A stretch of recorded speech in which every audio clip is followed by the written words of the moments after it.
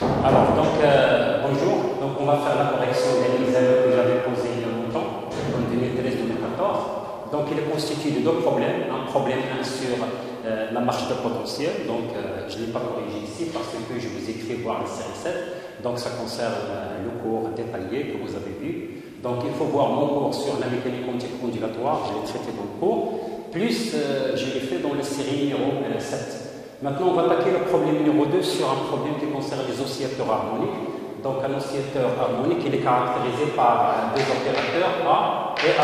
Alors, le A, c'est ce qu'on appelle l'opérateur d'annihilation, et A+, ça s'appelle l'opérateur de création, tel que ces deux opérateurs, ils sont liés par un commutateur A est égal à 1. Donc, la première chose que l'étudiant doit savoir, c'est que le commutateur n'est pas égal à 0. Donc, A plus moins A plus A n'est pas égal à 0, égal à 1. Donc A et A plus ne commutent pas. Alors, l'action, donc si je considère un ensemble de vecteurs propres, nous avons A appliqué à phi n, donc ça vous donne racine de n, phi n moins 1. Donc la première remarque que les étudiants doivent faire, c'est que phi n moins 1 et phi n, ce sont des vecteurs propres de A. Et que racine de n, ce n'est pas une valeur propre de A. Alors, l'action de A plus sur phi n, oui, bon, il va ajouter 1, donc ça vous fait n plus 1 appliqué à phi n plus 1. Donc c'est pour cela qu'on l'appelle l'opérateur de création parce qu'il augmente le nombre d'un chiffre 1. Et par contre ici, il retranche d'un chiffre 1. Donc maintenant, je vais lire le texte. On introduit un opérateur n, 1, est égal à plus a. Donc c'est très simple. Premièrement, n. Est-ce que n égale à n? Est-ce que l'opérateur n est un opérateur hermétique? Alors, n est un opérateur. Donc, n est hermétique. N est hermétique si n égale à n. Donc, il suffit de remplacer n plus égal. Je vais écrire a plus a plus est égal. Donc, ça, c'est de la forme a b plus égale à b plus a plus. Donc, parce que le commutateur n'est pas égal à 0 entre les deux. Donc, égal à a plus c'est a. Donc, est égal à 1. Donc, ça veut dire que n, il est hermétique. Donc, c'est un opérateur hermétique.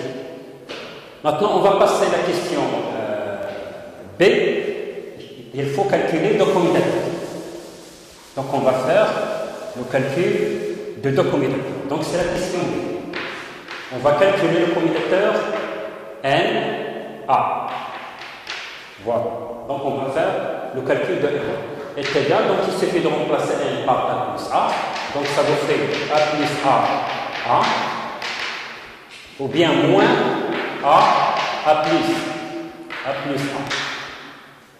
Pourquoi je viens inverser? Parce qu'on sait que le commutateur ABC égale le commutateur ABC, donc ABC plus B, commutateur AC. Donc, il suffit d'appliquer cette notion. Donc, commutateur NA est égal, donc ça fait moins, donc ça fait A plus A, plus A plus A. Alors, le commutateur AA, c'est le même opérateur égal à 0. AA plus, donc on a vu, donc c'est égal à 1, ça c'est l'opérateur 1. Donc on en déduit que NA est égal moins l'opérateur. Donc ça c'est un point qui était résolu. Donc vous regardez bien. Donc, c'est un problème qui est résolu.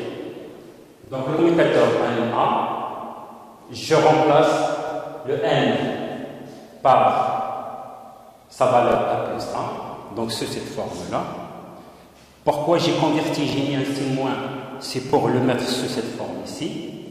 Donc, ça, exactement, on trouve moins. Maintenant, on va faire de la même méthode le commutateur N A plus. Alors, N A plus égale. Je vais remplacer le N par sa valeur qui est A plus A. Donc ça vous fait A plus A plus. La même chose, je vais inverser l'ordre. Ça fait A plus A. Je vais réécrire la définition ABC égale à A, B, C plus B, A, C. Donc il faut suivre uniquement, il suffit de remplacer. Donc ça vous fait LA plus égale. Donc c'est moins. Donc A plus A plus A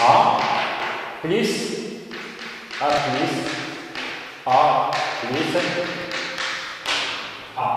Donc ça c'est égal à 0 parce que vous avez le même opérateur.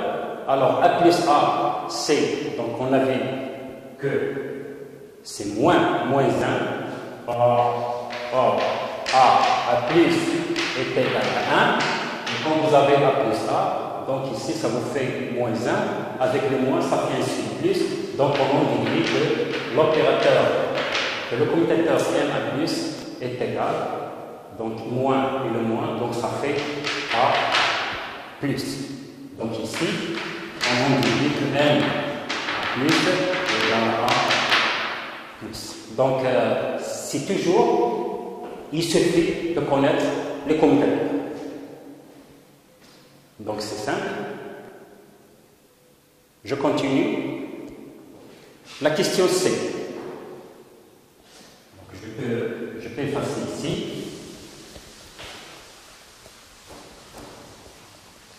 Alors, la question C. Alors, montrer que phi 1 sont les vecteurs propres de n associés à des valeurs propres que l'on précisera.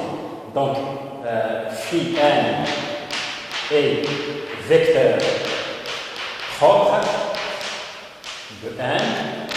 Donc, on va faire le calcul de n phi n. Donc, je vais remplacer le n par sa valeur. Donc, le n, je l'ai dit et je le répète, donc ça fait A plus A appliqué à phi n. Je vais venir ici, A phi n égale la racine de n phi n moins 1. Donc, ça vous fait A plus, je vais remplacer A phi n par racine de n phi n moins 1.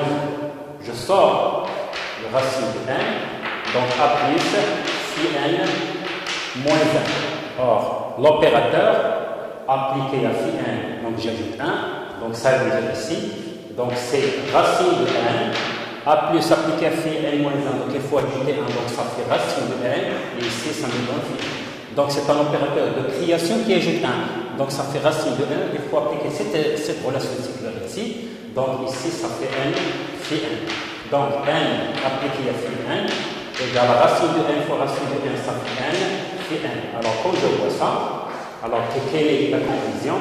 Quand vous avez le même vecteur propre, ça veut dire que phi n est vecteur propre de l'opérateur n associé à la valeur propre petit n. Et on passe maintenant à la question numéro 2. On passe maintenant à la dernière question, c'est la question numéro 2. Alors, la question numéro 2, le Hamiltonien du système, il est décrit par H est égal à n plus 1,5 fois 1 H bar oméga. Avec oméga, c'est la fixation du système. Alors, vérifiez que les phi 1 sont aussi des vecteurs propres de H. Donc, il suffit d'appliquer H sur phi 1 est égal à n plus 1,5 de H bar. Donc ici, j'ai multiplié par H bar oméga, n H bar oméga, plus 1,5 de H bar oméga fois l'identité, tout ça appliqué à phi 1. Je sépare en deux, donc ça vous fait H bar oméga n phi 1, n phi 1, plus 1,5 H bar oméga, l'opérateur 1 appliqué à phi 1. Or, n appliqué à phi 1, on l'a déjà vu, on vient juste de le calculer. Donc ça vous fait n H bar oméga, plus, ça c'est l'identité, ça vous fait 1,5 de H bar oméga parce que 1 appliqué à 1 c'est phi 1. Donc ici je peux faire phi 1. Alors si je mets H bar oméga en facteur, donc ça vous fait donc 1,5. Donc ça vous fait n plus 1,5, n plus 1,5 H bar, oméga, phi 1. Et ici, vous avez H phi 1. Moralité, quand vous avez ici le même phi 1, le même phi 1, ça veut dire que les phi 1 sont les vecteurs propres de l'opérateur H et que les valeurs propres c'est n plus 1 demi, facteur de H bar oméga. Donc c'est simple, il ne faut pas se compliquer la vie, il suffit uniquement de prendre quelques notions sur les combinateurs. Alors pour le problème 1, je répète, ça concerne la marche de potentiel. C'est déjà fait, donc vous regardez le cours sur la mécanique ondulatoire que j'avais fait. Deuxièmement, vous regardez la série numéro 7, j'ai enregistré en vidéo la correction exacte de la série numéro 7, ça concerne le problème que j'avais posé lors de cet examen 2013-2014. Donc ça c'est la correction de l'examen de rattrapage. Je vous ai corrigé le devoir. Très bientôt, je vais relancer un autre examen qui a été posé en SMCI et SMT et j'espère que la totalité, donc ça vous aidera à comprendre mieux la mécanique